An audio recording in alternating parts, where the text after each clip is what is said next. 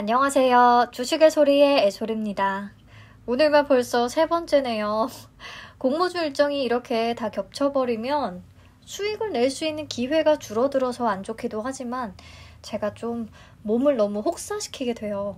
조금 분산시켜서 잡아주셨으면 좋겠는데 라는 작은 투덜거림이었고요. 비트나인 바로 시작해 보도록 할게요. 비트나인은 국내 최초 그리고 국내 유일의 그래프 데이터베이스 전문 기업이래요. 그래프 데이터베이스? 뭐 막대 그래프나 꺾은 선 그래프 이런 거를 만드는 곳인가 라고 생각하실 수 있는데 그게 아닙니다. 그래픽 데이터베이스의 개념부터 잡고 갈게요. GDB란 데이터들 간의 관계를 점과 선으로 연결한 형태라고 보시면 됩니다. 예를 들어서 설명을 드려야 이해하기 쉬울 것 같아요. 저도 IR 영상을 보고 공부를 했는데요. 그림의 왼쪽 표는 우리가 엑셀에서 자주 보는 기본적인 매트릭스식으로 정리된 데이터죠. 이걸 관계형 데이터베이스라고 하고요. Relational 데이터베이스, 그래서 약자로 RDB라고 부릅니다. 보시면 가장 왼쪽 섹션은 영화명을 적어뒀고요. 위에 보면 해당 영화의 주연 배우와 감독은 누군지를 정리해둔 표예요. 네, 그리고 오른쪽이 바로 그래픽 데이터베이스인데요. 표가 아니라 관계를 선으로 연결해뒀죠. 맨 위에 동그라미들이 주연 배우를 나타내고요. 중간 동그라미들이 영화명이고요. 맨 아래는 감독들이에요. 그래서 어떤 영화에 참여했는지 선으로 다 표시가 되어 있습니다. 뭐 이 둘의 큰 차이가 있나요? 굳이 GDB로 정리할 필요가 있을까요? 라고 하실 수 있는데 그렇지 않아요. 만약에 누군가가 질문을 합니다. 키아누 리브스가 참여한 모든 영화를 파악하고 싶어요. 뭐가 있을까요? 네, 그러면요. 좌측 RDB의 경우에는 키아누 리브스가 들어있는 표의 섹션을 다 찾아야만 합니다. 어떤 영화에 키아누 리브스가 속해 있는지. 지금은 영화가 5개만 표시가 되어 있어서 찾기가 쉽지만 이게 만약에 수백만 개, 수천 개의 빅데이터라고 하면 찾기 절대 쉽지 않겠죠. 일일이 다 매치를 시켜봐야 되니까요. 하지만 GDB 데이터베이스에서는요. 키아누 리브스라는 개체와 관련된 선만 찾으면 되기 때문에 훨씬 빠르게 효율적으로 검색이 가능해집니다. 개체와 개체의 관계를 훨씬 직관적으로 표현할 수 있는 거예요. 자, 그래서 간단히 RDB와 GDB의 특징, 지금까지 얘기했던 부분들 비교해서 표로 작성을 해뒀고요. 데이터 수집도 용이하고 시각화하기에도 훨씬 좋고 데이터 처리 속도도 훨씬 빠르다는 거 파악하시면 되겠습니다. 자, 이 그래프 데이터베이스가 점점 중요해지는 이유는 과거에는 데이터 자체가 부족해서 어떻게 데이터들을 수집할까에 초점이 맞춰져 있었다면 현재는 데이터들은 넘쳐나는데 이걸 어떻게 잘 활용하고 가장 유용한 분야에 쓸 것인가 라는 문제에 직면하게 됐죠. 그래서 이 문제를 해결하기 위해 꼭 필요한 역할이 바로 그래프 데이터베이스가 되는 거예요. 자, AI나 자율주행, 메타버스 등등등 핵심은 데이터이기 때문에 이 GDB의 니즈는 앞으로 증가할 수밖에 없을 것 같습니다. 그렇다면 비트나인이 가진 경쟁력은 무엇인가? 우선 세계 최초로 RDB와 GDB를 합친 하이브리드 기술을 개발했다고 해요. 분석 속도와 효율을 더욱 극대화시켰고요. 그 외에도 국내 최초로 GDB 기술을 도입한 회사고 이걸 사업화하는 데 성공한 것도 최초고요. 국내 유일이라는 거, 요게 경쟁력이 되겠습니다. 그리고 글로벌 GDB 매출 순위 9위에 랭크가 되어 있어요. 10손가락 안에 꼽힌다는 건 대단한 일인 거죠. 그리고 오른쪽 그림 보시면 경쟁사 대비해서 훨씬 빠른 처리 속도를 자랑하고 있습니다. 그리고 실제 다양한 분야에 적용된 여러 가지 레퍼런스들을 갖추고 있어요. 코로나19 감염 이동 경로 서비스나 대포 통장 적발 시스템, 그리고 인텔에도 서비스를 공급하고 있는데요. 인텔의 데이터 센터 내의 각종 장비와 서버 관리를 굉장히 효율적으로 할 수 있게끔 비트나인의 아젠스 그래프, 요게 GDB거든요. 아젠스 그래프가 활용되고 있다고 합니다. 적용 사례들을 종합적으로 보면 제조업부터 의료, 공공기관, ICT, 금융까지 굉장히 다양한 산업군에 활용되고 있다는 것을 알 수가 있습니다. 자, 그리고 비트9의 글로벌 경쟁력을 확인할 수 있는 부분이 있는데요. 세계 최대의 오픈소스 재단인 아파치 재단 프로젝트에 참여 중이라고 합니다. 이 프로젝트를 통해서 많은 기업들이 글로벌 기업으로 거듭난 사례들이 있거든요. 그래서 비트9도 이런 부분을 기대하게 되고요. 비트9이 참여한 그래프DB 개발 프로젝트는 올해 하반기에 탑 프로젝트로 등록될 예정이라고 하는데, 탑 프로젝트라는 건 해당 프로젝트의 기술적인 부분, 제품적인 부분, 모든 부분에서 충분히 검증이 됐고 상용화 전 단계까지 대부분의 절차가 마무리됐음을 의미하는, 아파치 재단이 보증을 해준다, 그런 의미를 갖고 있다고 하네요. 네, 앞으로 상용화 된다면 비트9의 글로벌 위치가 더 높아질 수 있겠고요. 아파치 재단 네트워크를 활용해서 글로벌 마케팅을 조금 원활하게 진행할 수도 있겠습니다. 글로벌 진출에 있어서 유리한 컨디션을 만들 수 있는 거죠. 네, 그래서 회사가 제시한 성장 전략을 보면 고부가 중심 매출 포트폴리오 개선, 솔루션 경쟁력 강화, 다양한 산업의 고객사 창출, 글로벌 시장 확대, 이런 것들이 있는데 현재 매출 비중을 보면요. 2018년만 해도 SI, 기업의 시스템을 통합하는 데 필요한 소프트웨어나 하드웨어를 구축하는 이런 부분의 매출 비중이 69.4%를 차지했거든요. 그런데 2021년 반기 기준으로 보시면 그래픽 데이터베이스 쪽 매출이 거의 주를 이룹니다. 앞으로도 이렇게 GDB 플랫폼과 컨설팅 기반의 고부가 가치 솔루션을 더 확대하겠다는 계획이에요. 글로벌 시장 진출 계획하고 있고요. 네, 그래서 공모 자금은 GDB 기술 고도화 등의 연구개발 자금하고 글로벌 시장 진출을 위한 마케팅, 이런 운영 자금으로 쓰일 예정입니다. 네, 넘어가서 실적 볼게요. 국내 유일이라는 타이틀에 비해서는 실적이 좀 부진한 것 같아요. 최근 3개년 계속해서 적자였어요. 데이터베이스 기술 상용화까지 연구개발 투자가 계속돼서 그렇다고 하는데요. 아무튼 상장을 앞둔 회사로서 바이오 쪽도 아닌데 조금 실적이 심한 거 아닌가 싶네요. 네, 다행히 올해 반기에 영업이익도 흑자 전환에 성공을 했고요. 순이익도 1.5억 원 가량 시현했습니다. 영업이익률도 플러스로 돌아섰고요. 다음 재무 안정성 지표들 보시면 작년까지는 완전 자본 잠식 상태였어요. 자본 총계가 마이너스가 되는, 적자가 계속해서 쌓이면 그렇습니다. 그런데 우선 올해 유상증자를 실시하면서 자금이 크게 유입이 됐고, 그래서 유동 비율이 크게 증가했고요. 올해 또 상환전환 우선주가 전량 보통주로 전환이 됐어요. 이 부분 자주 설명드리는데, 상환전환 우선주는 부채로 잡히기 때문에 부채 비율을 높이는 큰 요소가 됩니다.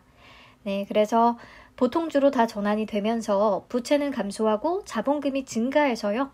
자본 잠식에서 해소될 수 있었네요. 2021년 반기에 흑자 전환에 성공을 했고 이렇게 부채 비율도 개선이 됐으니까 이 회사는 이제부터 시작이라는 생각이 듭니다. 네, 다음 공모 개요 보시죠. 총 207만 1000주를 모집하고요. 공모가 밴드는 8,700원에서 9,700원을 제시했는데 11,000원에 확정이 됐어요. 이건 수요 예측 결과를 통해서 확인하도록 하고요. 나머지 정보들 표를 통해서 확인해 주시면 되겠습니다. 100% 신주 모집으로 진행되어 우리사주조합에는 2.93%를 배정했는데요. 1인당 배정 금액은 약 1,500만 원 정도가 되고요. 아마 사전 수요를 조사하고 그에 맞는 물량을 배정한 게 아닐까 싶습니다. 자, 그럼 수요 예측 결과 확인하시죠. 경쟁률 1662.29대 1. 얘도 경쟁률이 높죠. 엔캠 그리고 방금 얘기했던 ITIG와 비슷한 수준입니다. 신청 가격 분포표를 보면요. 밴드 상단 이상을 정확히 파악할 수는 없지만 상단 초과 비율이 96.76%나 돼요. 그럼 얘기 끝난 거죠. 보시면 상단 가격이 9,700원인데 12,000원 이상을 써낸 비율이 68%가 넘습니다. 11,000원 이상은 93%가 넘고요. 하단과 하단 미만을 제시한 기관도 4개가 있긴 했는데 수량 기준으로 0.008% 정도? 거의 없다고 봐도 되겠습니다.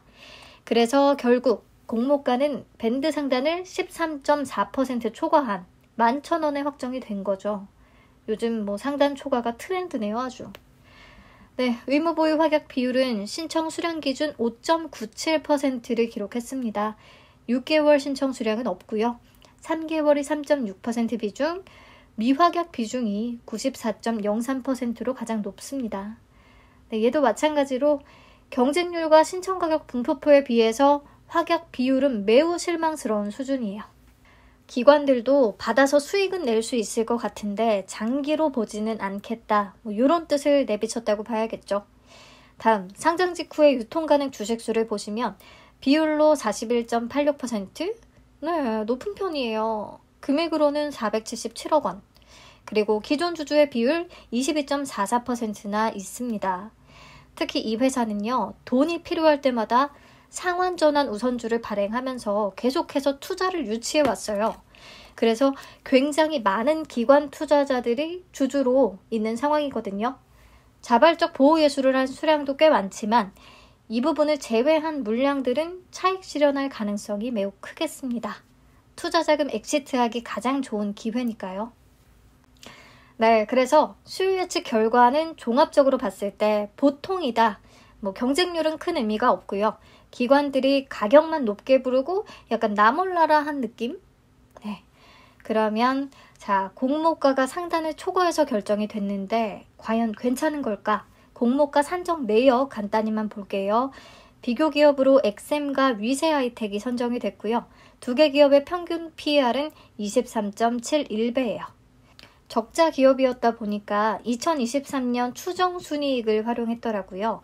20% 할인율을 적용해서 71억 원을 계산했고요. 추정 손익계산서는 참고해서 보시면 되는데 2023년 순이익이 2021년 순이익 대비해서 5배 이상 증가한다고 잡아놨어요. 가능한 건지는 제가 파악하기에 무리가 좀 있네요. 네, 아무튼 적용 순이익 71억 원에다가 PER 21.72배를 곱해서 평가시가총액 1,543억 원 계산했고요. 적용 주식수로 나눠서 주당 평가가액 14,905원을 도출했습니다. 그리고 할인율 41.63%에서 34.92%를 적용해서 공모가 밴드를 산정했던 거예요. 할인율을 굉장히 높게 잡아줬었죠. 그래서 와, 좀 괜찮은 가격인 건가 했는데 공모가가 상단을 초과해버렸죠. 그럼 공모가 기준으로 적용된 할인율은 얼마일까? 네, 26.20%입니다. 비싸지기는 했지만 그래도 할인율이 그렇게 낮지는 않다. 그래서 괜찮다 싶어요. 네, 오늘 수요 예측 결과 발표된 3개 기업의 주요 지표들만 간단히 정리를 해봤습니다. 노란색, 주황색 쳐둔 부분들이 각 섹션에서 가장 우선순위를 갖는 내용들이거든요. 디어유가 속한 산업은 메타버스를 끼고 있어서 가장 매력적이기는 하고요. 수요 예측 경쟁률도 눈에 띄게 높았고요. 신청 가격 분포표는 사실상 큰 의미가 없는데 상단 초과 비율이 비트나인이 가장 높았습니다. 결국에 상단을 초과한 비율도 비트나인이 가장 높기는 했죠. 그럼에도 불구하고 공모가 기준으로 적용된 할인율을 보면 비트나인이 가장 높기는 합니다. 자, 의무보유 확약은 디어유가 비교가 안 되게 높았고요. 그래서 수요 예측 결과는 종합적으로 디어유가 가장 의미 있게 좋았다고 볼 수 있어요. 유통 가능 비율과 기존 주주 비율, 금액 측면에서는 ITIG가 가장 유리한 조건을 갖추고 있기는 합니다.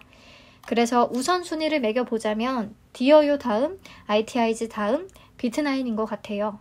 그냥 수치들만 따져놓고 보면요. 비트나인과 디어유가 상장일이 겹치는데 둘 중에 선택을 하라고 하면 디어유의 비중을 조금 더 둘 것 같고요. ITIG는 지오 엘리먼트랑 겹치니까 지오 엘리먼트 내용을 확인을 해야 되는데 제가 이전에 요약 정리했던 자료를 보면 반도체 방막 증착에 필요한 부품 소재를 만드는 기업이에요. 국내 시장 점유율 95%를 차지하는 제품을 보유하고 있고요. 수입에 의존하던 핵심 소재를 국내 최초로 국산화에 성공한 이력도 있습니다. 그래서 이 부분의 매출 증대도 기대가 되고요. 실적과 재무 안정성 지표들도 매우 좋았어요. 게다가 유통가능 금액이 100억 원대 종목이거든요. 기존 주주 비율도 1.3%로 많지 않고요. 그래서 지오엘리먼트의 수요 예측 결과도 꽤 좋을 것 같다는 생각이 들고요. 만약에 수요 예측 결과가 비슷비슷하다면 ITIG와 우선순위를 따질 때 저는 지오엘리먼트에 더 비중을 둘 것 같아요. 우선은 그냥 요 정도 미리 느낌을 잡아두시고요. 제 생각에는 청약일의 청약 건수나 경쟁률 추이를 지켜보면서 배정 주식 수를 예상해보고 유리한 쪽으로 움직여야 하지 않을까 싶습니다. 네, 수요 예측 결과는 디어유가 우선은 조금 의미있게 좋고 나머지는 비슷비슷하네요.